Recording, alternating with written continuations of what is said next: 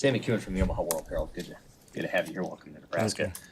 What's been your experience here so far? You've had a lot of high-profile coaching jobs at major schools. What do you see from the roster and just from this place compared to some of the other places you've been, like Michigan, USC?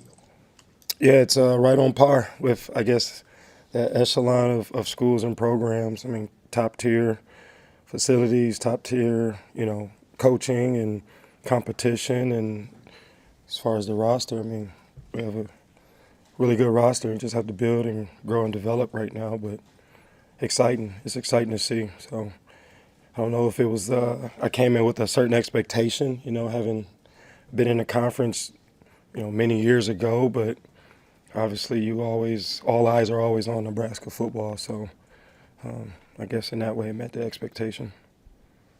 Sean Callahan with Husker Online. When you look at the group you have, Neri and Anthony Jones and Headshock and Glenn Hart, I mean, when you kind of look at some of the guys you have, I mean, how do they fit this scheme as you guys evolve this scheme in the spring? Yeah, I think that's always a challenge, right? When we're coming in with a scheme change is answering that question. And so all those guys, they're individual and bring different, talents and skill set. And I think that's our challenge this spring is to cultivate that. I mean, at its core, football is still football. And so there's nothing overly unique about what we do, but it's just teaching those guys how to do it. And, really ingraining those guys like, here's the core principles, because their techniques have changed and will change from what they've done the last few years. So, but that's why they pay me, like get them to execute, their jobs and responsibilities within this system and scheme. So I've been really pleased with the room. And I don't like comparing, but from a attitude and approach standpoint, they remind me of the group I just coached a year ago. A bunch of eager, willing guys that just want to get better, improve, and you know what I mean, be a part of the good. So I'm excited to continue to work with those guys. Ryan Christopherson with Husker 24/7. What about Coach Orich, having worked with him at San Diego State, made you want to, follow that through here in Lincoln and continue that? Yeah, I think just alignment and approach, alignment in how he sees the game of football. Believes in stopping the run. I think that's big. If you look over the course of my career, I've worked for a number of different coaches and different philosophies, and you take different things from everyone. But getting around Rob, just a week or two when we met, it was pretty clear that he places a huge priority on stopping the run, and I believe in that personally. And then just watching how he navigates the role of coordinator, because you're coordinating men who all have experience, and you're coordinating players, and just his approach and how he weaves through that kind of seamlessly and effectively. And I'm a big Rob Orich fan. I think that's no secret, and so just looking to continue to improve and do the same things here or better. Andy Ketterson, Corn Nation. Andy. Welcome to Lincoln. Thank you. In reviewing tape since you've gotten here of last year's games, do you see anything like maybe certain talents or abilities that you can improve on and get to the quarterback where they had problems last year? Yeah, heck yeah, man. I mean, I feel like that's part of the belief in who you are. You always feel like you can pull it out of a guy, or get him to play at a higher level. I mean, that's, at least I feel that way. I can't speak for all coaches, but that's my challenge. Like, hey, I'm going to get this dude to play. Hey, I'm going to get this dude to be more effective in his capacity, whatever that is. So yeah, I mean, do we have enough? Yeah, we have enough. I got to coach my tail off, and we got to learn what we're doing and how to do it. But just from a pure walk through the door, hey, do you have enough in here to get after the quarterback? Yeah.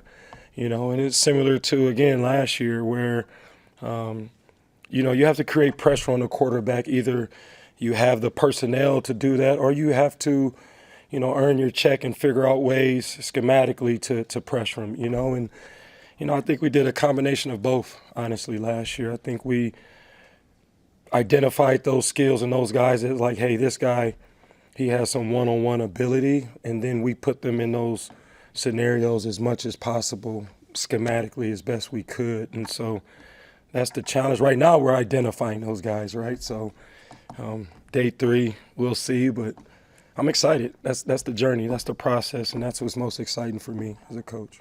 Anthony Jones was obviously brought here to play. He's a fifth-year senior. What have you seen from him so far in the few days you've been able to work with him? Did you see that pick yesterday? I saw that. No, Ant's been great. You know, obviously a journeyman, played a lot of ball. Just instantly just brings, experience, obviously, to the room, but maturity. I love those guys, like older guys that have been in the fire a little bit, because if they're wired the right way, they can really help my cause of bringing the entire room together. And so he's been Anthony, as far as, staying true to who he is. He shows up, and he's leading, and it's not always vocal. He's leading by example right now through the first couple of days, in my opinion. But I'm also big on I want unit strength. I want as much as we have some individuals in there, my goal is I want the best room on the team. Is kind of how I approach it. So a lot of work to do, but he's obviously sticking out. Bobby Schneider, Husker Online. Just what message did you give your unit on day 1 about expectations? Blame no one. Expect nothing. Do something. And it's that simple. This is a results business. This is a leave all your stuff at the door business. This is a rinse due every day business that we're in. Coaches, players, and so, remove your egos. Hey, Coach Manny, you've been here, you've been there. That's all great. That doesn't mean anything right now. I'm here. I'm a Nebraska Cornhusker, right? And you are my guys. I'm your guy. You know what I mean? And so, and that's kind of the day 1 stuff, just letting those guys know, hey, it's a blind faith journey we're on a little bit right now because we're still learning each other. I'm trying to take you somewhere, you know what I mean? And you got to trust in me, even though we still have to learn and grow and cultivate our relationship. So a lot of those things, but I want them to know, number one, I believe in you. You know what I mean? I think that's important. And so I'm going to be me unapologetically and, just trying to set the tone and the temperament of the room that I always say speed of the leader, speed of the pack. So they're going to follow my lead. And so just being clear on the expectation. You have a room of different looking pass rushers, and you've had success with different looking pass rushers. I guess moving forward, what are you looking for? The traits you kind of look for in your edge room?